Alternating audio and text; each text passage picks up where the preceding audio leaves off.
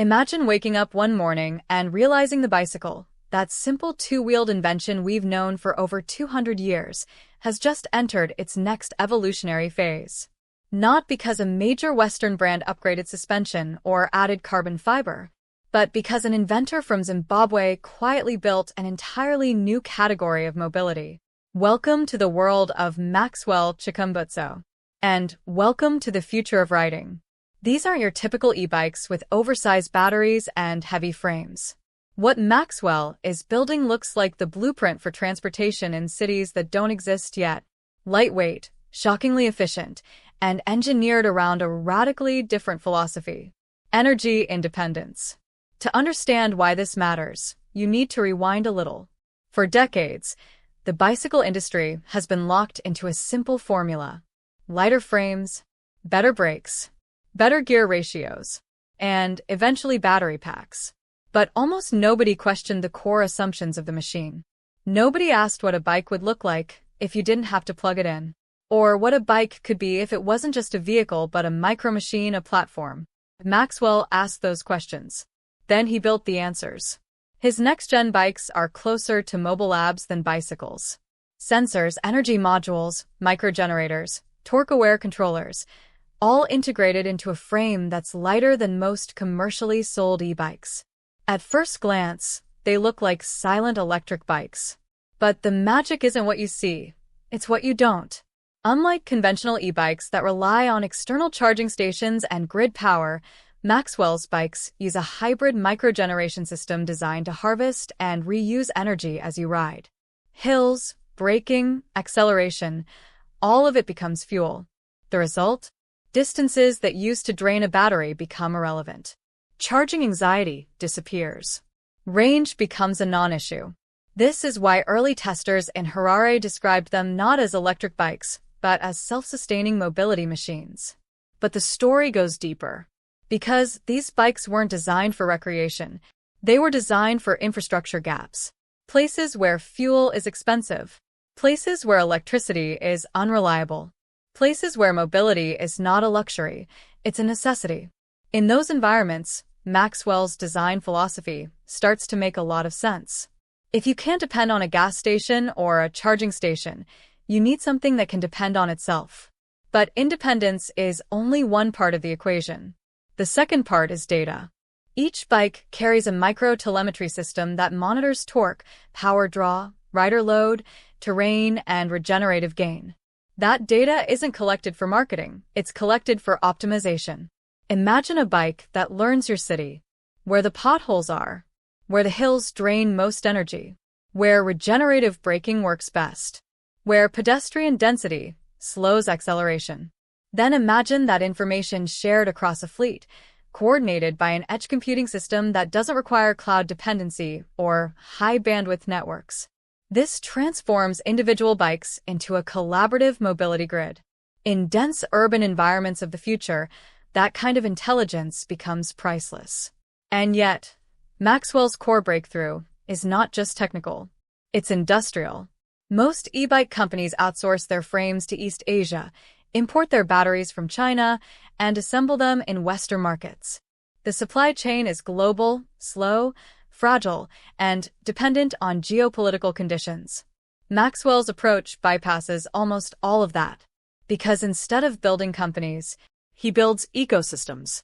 And ecosystems are harder to copy. This explains why several global bike manufacturers reportedly sent quiet delegations to observe the prototypes.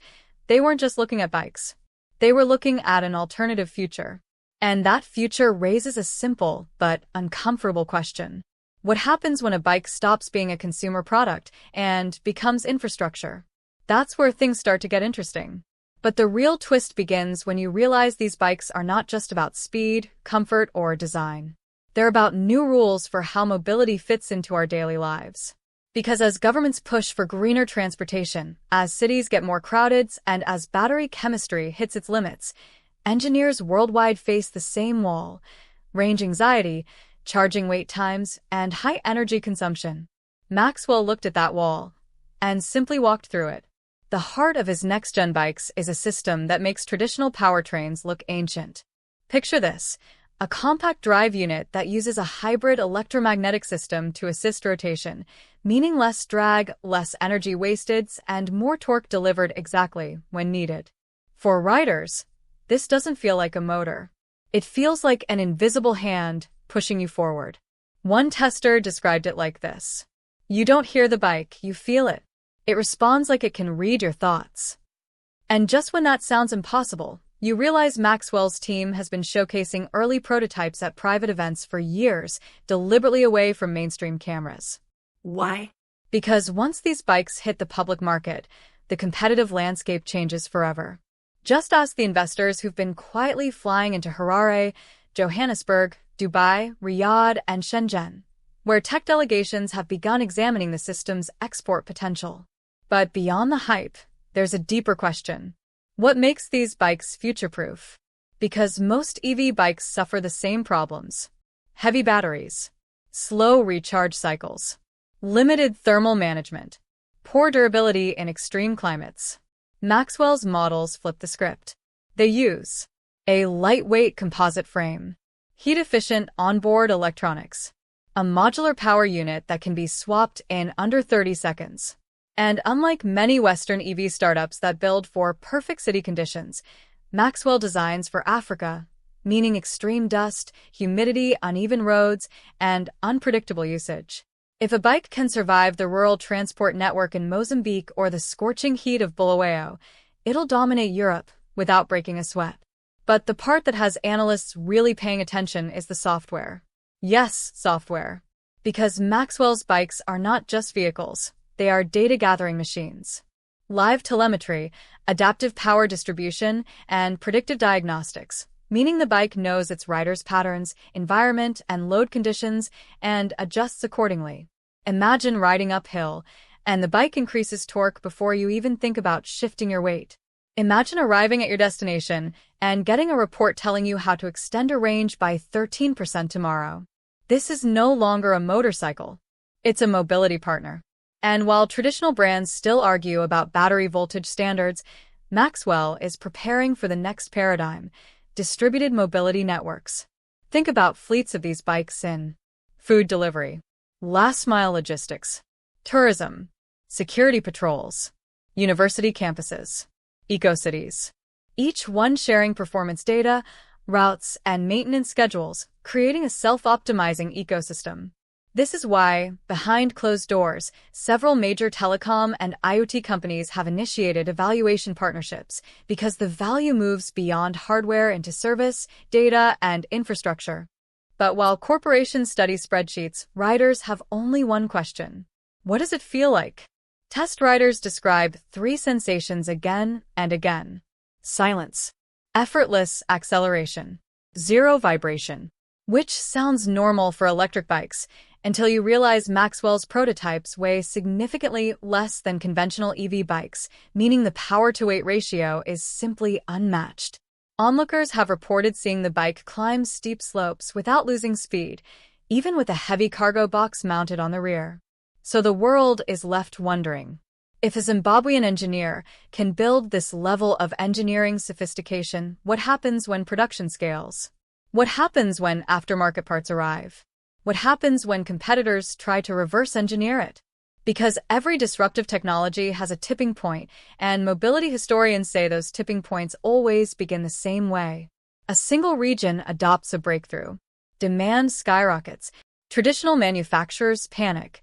And by the time the world adjusts, the future has already arrived. But here's where things get even wilder. Because by mid-2026, Maxwell's bike ecosystem wasn't just about riding, it was becoming a software-driven mobility platform.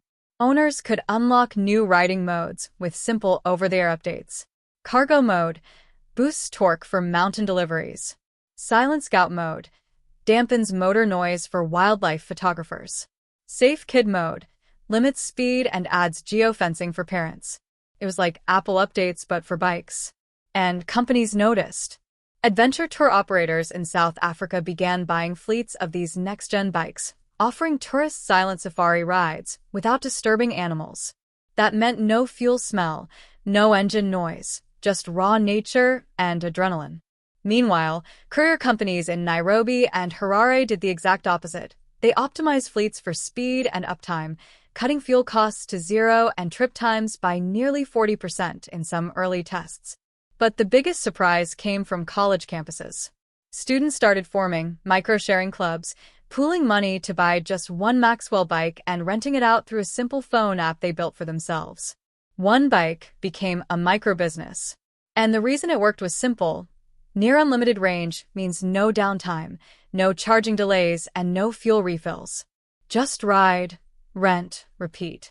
At this point, analysts began calling it the energyless mobility model, a transportation category where the fuel equation disappears entirely. But the real disruption was cultural. Riders weren't just buying a product, they were buying energy independence. No gas stations. No charging lines. No monthly fuel bill. Just motion. And for the first time, rural riders, who previously relied on expensive fuel truck deliveries, could move freely without worrying about access to petrol.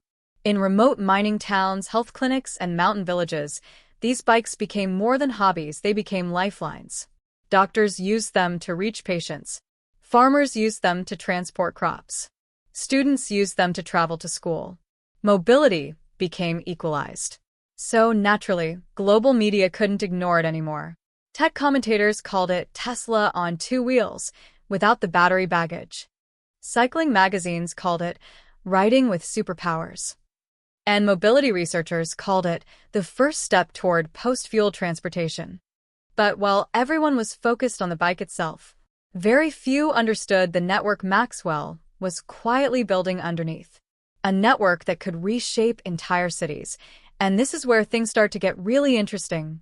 Because while most people assumed Maxwell's bikes were just another chapter in EV transportation, something bigger was happening behind the scenes, something that could transform entire cities. In late 2025, urban planners in Rwanda, South Africa, and even parts of Southeast Asia quietly began testing a bold new concept: hyperbike corridors. Imagine dedicated lanes designed for Maxwell-class bikes, where riders move like high-speed data packets on a network. Traffic lights aren't traditional. They're synchronized by AI, predicting flows, clearing intersections before bikes even arrive. Charging pads are built into parking stations, meaning a bike never starts the day on an empty battery. And here's the wild part. Instead of construction firms building these corridors, Maxwell partnered directly with manufacturing startups, meaning cities could deploy the infrastructure at a fraction of the cost of typical metro projects. For developing countries struggling with congestion, fuel shortages, and pollution, this wasn't just a more efficient bike. It was a lifeline. One government report even stated, if deployed at scale, these bikes could reduce urban emissions more than converting 70% of cars to electric. But let's shift back to the rider experience, because the cultural impact is just as disruptive as the technology. Early riders posted videos online with titles like, "I got to the office faster than my boss's Tesla. Didn't stop for fuel, didn't stop for traffic, didn't stop for anything. This feels illegal, but it's not." And those clips went viral, hitting millions of views each. Suddenly, influencers weren't showing off Lamborghinis. They were flexing Maxwell bikes. Motovloggers from Brazil to Pakistan called it the first bike that feels like software. Because everything, speed, torque, power delivery, could be tuned like a video game. Want instant acceleration? Set it. Prefer endurance mode?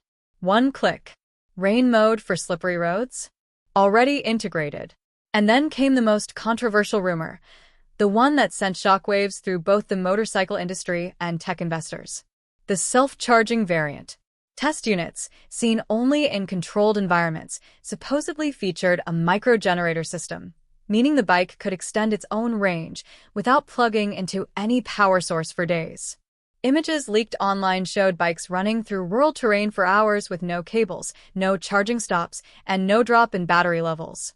Skeptics called it fake. Supporters called it the future. But the most shocking part? Maxwell never denied it. And that silence did more damage to the traditional motorcycle industry than any confirmed announcement could. Brands that had dominated for decades found themselves asking, are we competing with a motorcycle company or a physics breakthrough? Investors rushed in. Policy makers panicked. Engineers scrambled. Because when a single innovation changes not just how people ride, but how they think about mobility, power, and energy, that's no longer just a bike.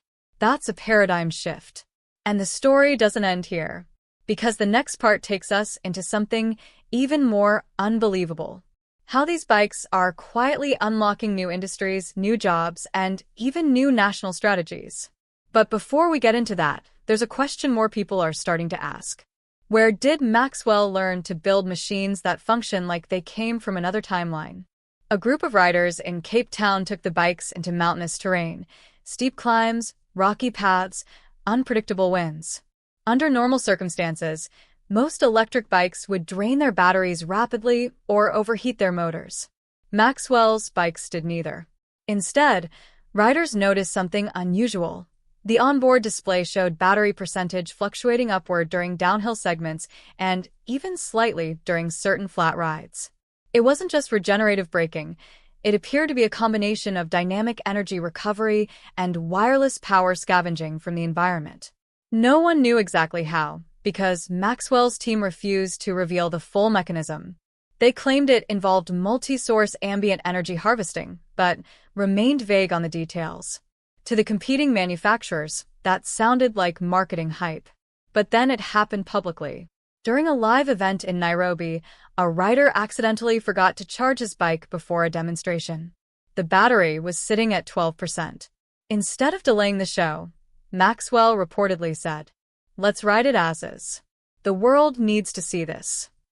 The rider took off on a 40-minute course, uphill, downhill, through rough roads and clear asphalt. When he crossed the finish line, the bike wasn't dead. It showed 17% battery. Journalists rushed forward. Riders stared speechless. A few engineers demanded to see the logs. The data confirmed something unprecedented: net positive energy output during real-world cycling conditions. That was the moment investors, even the skeptical ones, stopped laughing.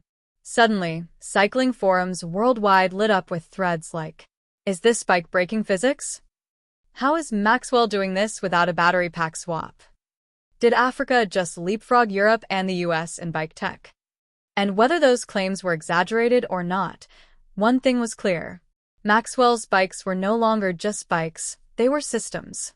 Systems built for rapid mobility in power-scarce regions, disaster response teams, military reconnaissance, rural logistics, urban commuting with zero energy cost. Which leads to the next layer of the story, the part most people don't know. Maxwell didn't actually design these bikes just for consumers. He designed them for infrastructure independence, for a world where power grids fail, fuel becomes expensive, and mobility becomes restricted.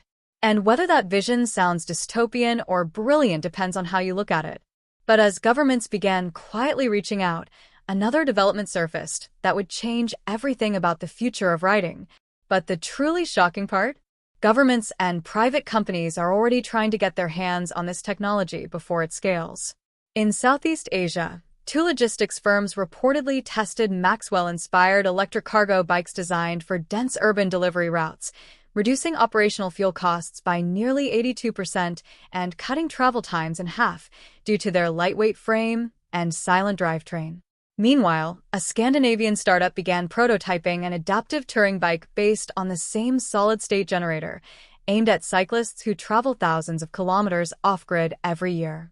Suddenly, this wasn't just about riders enjoying a smoother experience. This was about entire industries pivoting. Insurance companies began modeling new risk profiles for silent, torque-rich EV bikes with predictive control systems. Municipal planners started testing dedicated smart bike lanes that could support higher-speed electric cycling without compromising pedestrian safety. Even ride-sharing giants began exploring electric bike fleets that could self-manage power distribution without human intervention.